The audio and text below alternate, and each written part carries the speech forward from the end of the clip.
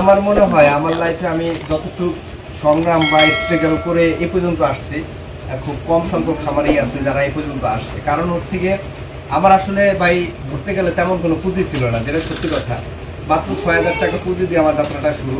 আলহামদুলিল্লাহ এখন মোটামুটি এখানে যা আছে হিউজ পরিমাণ অ্যামাউন্টের গরু এবং ছাগল আছে।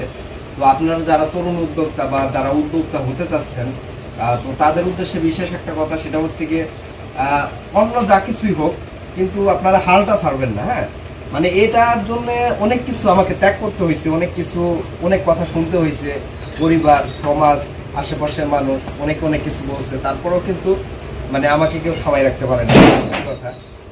এখন হয়তো বা এইসব কথাগুলো কেউ বলে না বা বলার সুযোগ হয় না, তো আল্লাহর কাছে লাখ লাখ শুকরিয়া। আর সব থেকে বড় কথা হয়েছে এদের সাথে যখন আপনি থাকবেন তখন কিন্তু আপনার যে ডিপ্রেশনটা আছে, মানে মানুষের ভিতরে কিন্তু প্রত্যেকটা মানুষের ভিতরে ডিপ্রেশন থাকে, এই ডিপ্রেশনগুলো কিন্তু থাকে না। মানে এবং বডি কন্ডিশন বলতে আপনারা কি বুঝান? শুধু গরু খাওয়াইয়া ইনজেকশন দিয়ে ওষুধ বা দেখা যায় যে ফিড এগুলা খাওয়াইয়া মোটা তাজা করলেই গরুর বডি কন্ডিশন বা গ্রোথ ভালো থাকে এমন কোনো কথা না। মূলত হচ্ছে সুস্থতা, এবং সুস্থতা হচ্ছে আল্লাহর সব থেকে বড় নিয়ামত। আল্লাহর কাছে লাখ লাখ শুকরিয়া। এ পর্যন্ত আমি যতদিন পর্যন্ত খামার সেক্টরে আসি এ পর্যন্ত এমন কোনো মহামারীর কবলে পড়ি নেই যার জন্য আমার খামারটা শেষ হয়ে যাবে বা এরকম একটা ধকল আমাকে সহ্য করতে হবে বা সামলাতে হবে। এই জন্য আল্লাহর কাছে লাখ লাখ ব্লিচিং পাউডার এবং যে হুইল পাউডার আছে, হুইল পাউডার ব্যবহার করে। এখন আপনারা বলতে পারেন যে ভাই কি পরিমাণ ব্লিচিং পাউডার ব্যবহার করা উচিত? আসলে পরিমাণে বেশি দেওয়া উচিত না, কারণ বেশি দিলে এই ব্লিচিং পাউডারগুলো ফ্লোরের একটু সমস্যা করে। তো আর কি, আর ব্লিচিং পাউডার দেওয়ার সুবিধাটা কি সেটা আমি বলে দিচ্ছি। ব্লিচিং পাউডারটা দেওয়ার পরে হচ্ছে কি 5 মিনিট ফ্লোরে রেখে দেবেন। এতে ফ্লোরের যে জীবাণুগুলো ধ্বংস হবে এক। দ্বিতীয়ত হচ্ছে ফ্লোরের যে অংশটা আছে, মানে উপরের যে স্বেচ্ছেত অংশটা মানে ইয়ে হয়ে যাবে, মানে মূলত পিছলা অংশটা চলে যাবে। আর আরেকটা বিষয় হচ্ছে গিয়ে ফ্লোরটা সবসময় টান রাখে, অর্থাৎ যেসব ফ্লোর ভিজার স্যাঁতস্যাঁতে থাকে ওইসব ফ্লোরে যদি ব্লিচিং পাউডার ব্যবহার করেন তাহলে ফ্লোরটা কিন্তু মূলত শুকনো থাকে বেশিরভাগ সময়। আসসালামু আলাইকুম, আপনারা দেখছেন খামার বাংলা প্রজেক্ট ইউটিউব চ্যানেল, আর আপনাদের সাথে আছি আমি আরমান। তো আপনারা অনেকেই আমার কাছে বলেন বা কমেন্ট বক্সে করেন যে আমার ভাই আপনি কন্টিনিউ ভিডিও আপলোড করতেছেন না কেন? তো ভাই আসলে ভিডিও আপলোড করার মতো পরিবেশ বা পরিস্থিতি মানে এই বিগত 1.5 মাসে ছিল না। আপনারা হয়তো বা জানেন অনেকেই যে গরুর শেডটা নিয়ে মানে তৈরি করার জন্য আমি খুব ইয়ে করছিলাম।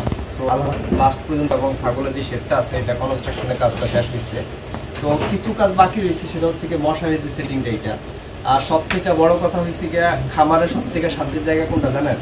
আপনি সারাদিন পরিশ্রম করেন, কোনো সমস্যা নেই, কিন্তু যখন আপনি পরিশ্রম শেষে এইসব প্রাণীদের কাছে আসেন তখন কিন্তু আলাদা একটা শান্তি লাগে। সকাল সকাল ঘুম থেকে উঠেই মূলত গরুগুলোকে গোসল করাতে হয়। প্রথমত হচ্ছে আমি আমার গরুকে যে কাঁচা ঘাসগুলো আছে কাঁচা ঘাসগুলো দিয়ে দিই, এবং এরপরে হচ্ছে গিয়ে গরুকে গোসল করাতে হয় আর কি, মূলত যে কাজটা আমরা প্রতিনিয়ত করে থাকি। তো আজকে একটু ব্যতিক্রম ধরনের গোসল করাবো, মানে হচ্ছে গিয়ে আমরা এমনিতেই মূলত গরুর গায়ে হচ্ছে পানি ঢালি এবং ব্রাশ দিয়ে ভালোভাবে ডোলে পরিষ্কার করি। আজকে হচ্ছে গিয়ে যেহেতু অফ ডে এবং আমার হাতে হিউজ টাইম আছে, সেহেতু আমি চেষ্টা করবো গরুগুলোকে একটু শ্যাম্পু এবং কন্ডিশনার দিয়ে গোসল করানোর জন্য। আসলে একটা হচ্ছে গিয়ে ফার্মিংয়ের যে বিষয়টা সেটা হচ্ছে গিয়ে বিশেষ করে বেশি অংশটাই কিন্তু শখের বশে হয়ে থাকে। আর শখ যেহেতু শখের তোলা তো 80 টাকা, এটা আপনারা অনেকেই জানেন। তো এই হচ্ছে আর কি বিষয়। তো আলহামদুলিল্লাহ আমাদের যে খামারে যে গরুগুলো আছে গরুগুলো আলহামদুলিল্লাহ গ্রোথ এবং বডি কন্ডিশন সব দিক থেকে মোটামুটি ঠিক আছে। এখন গ্রোথ এবং বডি কন্ডিশন বলতে আপনারা কি বুঝান? শুধু গরু খাওয়াইয়া ইনজেকশন দিয়ে ওষুধ বা দেখা যায় যে ফিড এগুলা খাওয়াইয়া মোটা তাজা করলেই গরুর বডি কন্ডিশন বা গ্রোথ ভালো থাকে এমন কোনো কথা না। মূলত হচ্ছে সুস্থতা, এবং সুস্থতা হচ্ছে আল্লাহর সব থেকে বড় নিয়ামত। আল্লাহর কাছে লাখ লাখ শুকরিয়া। এ পর্যন্ত আমি যতদিন পর্যন্ত খামার সেক্টরে আসি এ পর্যন্ত এমন কোনো মহামারীর কবলে পড়ি নেই যার জন্য আমার খামারটা শেষ হয়ে যাবে বা এরকম একটা ধকল আমাকে সহ্য করতে হবে বা সামলাতে হবে।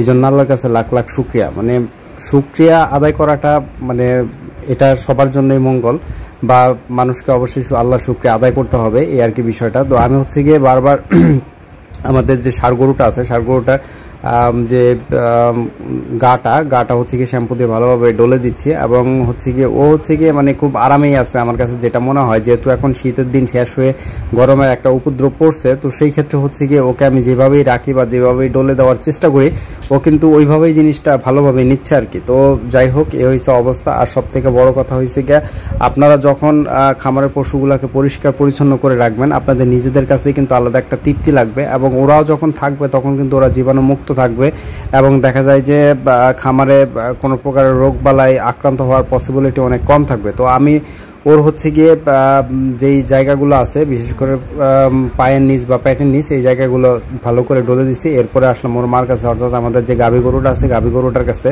তো গাভী গরু বলতে গাভী গরু মূলত একটু পরিষ্কার পরিচ্ছন্ন থাকে বেশি ষাঁড় গরু থেকে, আর ভিজার অংশটাও গাভী গরুর একটু কম থাকে যেহেতু ওরা পিছনের দিক থেকে প্রস্রাব করে বা পানিটা পিছনের দিকে চলে যায়। ষাঁড় গরুর যেহেতু তলাটা মাঝখানে থাকে বা প্রস্রাব মাঝখান দিয়ে করে সেই ক্ষেত্রে হচ্ছে গিয়ে জায়গাটা ভিজার পরিমাণ বেশি থাকে। তো আমি হচ্ছে গিয়ে বারবার ওর দুধের যে বাটটাটা আছে এবং ওলান বা পা লেজটা যেগুলো আছে এগুলো ভালোভাবে ডলে দিচ্ছি আলহামদুলিল্লাহ। এরপরে আমাদের যে কাজটা সেটা হচ্ছে গিয়ে খামারে জীবাণুমুক্তকরণ হিসেবে আমি মূলত ব্লিচিং পাউডার এবং যে হুইল পাউডার আছে হুইল পাউডার ব্যবহার করি। এখন আপনারা বলতে পারেন যে ভাই কি পরিমাণ ব্লিচিং পাউডার ব্যবহার করা উচিত, আসলে পরিমাণে বেশি দেওয়া উচিত না, কারণ বেশি দিলে এই ব্লিচিং পাউডারগুলো ফ্লোরের একটু সমস্যা করে।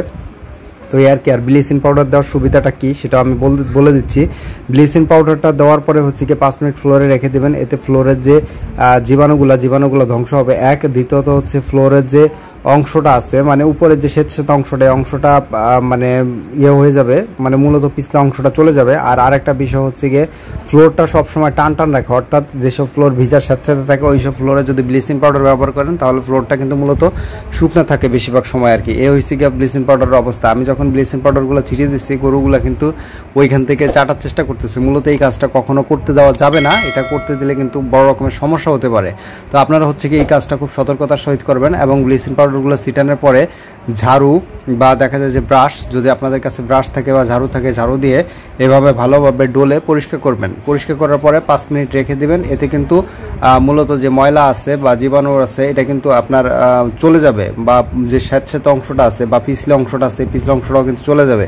তো আমি হচ্ছে কি আমাদের যে ছোট বাছুরটা আছে বা বাচ্চাটা আছে বাচ্চাটার এখানে আগে থেকে ধুয়ে দিচ্ছি, কারণ ও হচ্ছে গিয়ে এটা খাওয়ার জন্য খুব মানে চেষ্টা করতেছে আর পায়তারা করতেছে। তো এইভাবে আপনারা কিন্তু আপনাদের গরুর খামারের ফ্লোর বা জীবাণু মুক্তকরণ করতে পারেন, এতে কিন্তু আপনারা ব্যাপক উপকার পাবেন। আর সব থেকে বড় কথা হচ্ছে ফ্লোরটা সবসময় টান থাকবে, এই আর কি অবস্থা।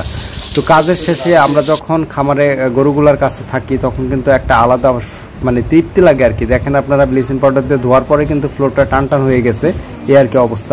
এরকম শান্তি ভাষায় প্রকাশ করা যাবে না বা বইলে প্রকাশ করা যাবে না। আলহামদুলিল্লাহ আমাদের যে কালু দেখতে পাচ্ছেন, কালু হচ্ছে গিয়ে এই কোরবানির জন্য কালুরে প্রস্তুতি করতেছি। তো কালুর এখন বর্তমান যে বডি কন্ডিশন আছে মোটামুটি খারাপ না, মোটামুটি ভালোই আছে। আর সব থেকে বড় কথা হয়েছে গিয়া মানে আমার মনে হয় আমার লাইফে আমি যতটুকু সংগ্রাম বা স্ট্রাগল করে এ পর্যন্ত আসছি, খুব কম সংখ্যক খামারই আছে যারা এই পর্যন্ত আসছে। কারণ হচ্ছে গিয়ে আমার আসলে ভাই ধরতে গেলে তেমন কোনো পুঁজি ছিল না, যেটা সত্যি কথা। মাত্র ৬০০০ টাকা পুঁজি দিয়ে আমার যাত্রাটা শুরু। আলহামদুলিল্লাহ এখন মোটামুটি এখানে যা আছে হিউজ পরিমাণ অ্যামাউন্টের গরু এবং ছাগল আছে। তো আপনারা যারা তরুণ উদ্যোক্তা বা যারা উদ্যোক্তা হতে চাচ্ছেন, তো তাদের উদ্দেশ্যে বিশেষ একটা কথা, সেটা হচ্ছে গিয়ে অন্য যা কিছুই হোক কিন্তু আপনারা হালটা ছাড়বেন না। হ্যাঁ, মানে এটার জন্য অনেক কিছু আমাকে ত্যাগ করতে হয়েছে, অনেক কথা শুনতে হয়েছে, পরিবার, সমাজ, আশেপাশের মানুষ অনেক কিছু বলছে, তারপরেও কিন্তু মানে আমাকে কেউ থামাই রাখতে পারে না কথা।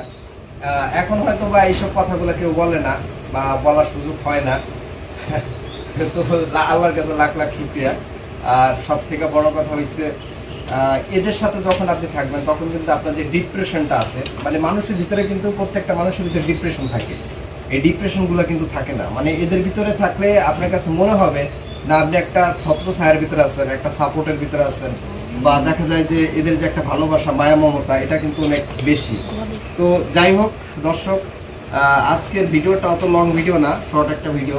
তো মানে জাস্ট ভিডিও করতাম না, আপনারা যেহেতু বারবার বলতেছেন যে ভাই আপনি কোথায়, আপনার দেখা যাচ্ছে না, শুধু এই কারণেই ভিডিওটা করা। তো এই আর কি, ভালো থাকবেন আর সবাই আমার জন্য দোয়া করবেন, আমার খামারের জন্য দোয়া করবেন। আল্লাহ তাআলা যেন আমাদের হালাল ব্যবসায় বরকত দান করে এই প্রত্যাশা আজকে আমি ভিডিও শেষ করছি। আসসালামু আলাইকুম।